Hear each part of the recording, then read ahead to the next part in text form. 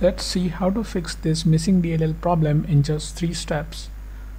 So in the step 1, we have to open this page. The page link is provided in the description. So this has got download button. So we'll click on download button and the file will get downloaded. We have to save this file somewhere.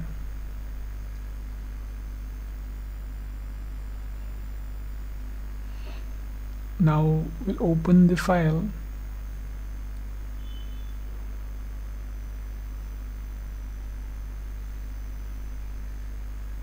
Now we have to copy this file.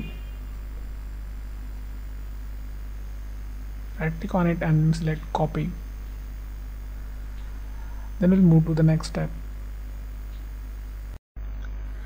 Now open C drive, then open a Windows folder.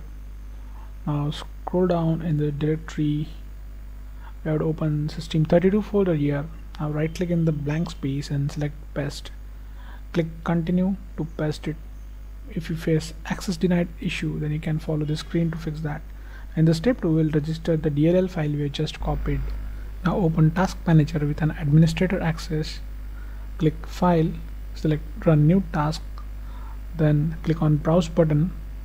Now open C drive again, open Windows folder, open System32 folder. Now in the list we have to select this file,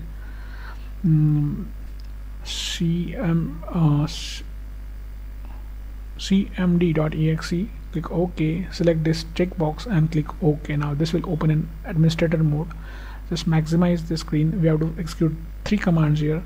So first is going to be check disk. Now execute this and type Y.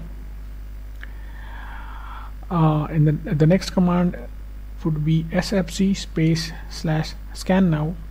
Just execute this, and now while this running in the background, we'll open a new command prompt from task manager.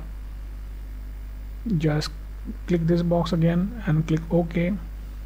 Now we'll just keep this window side by side.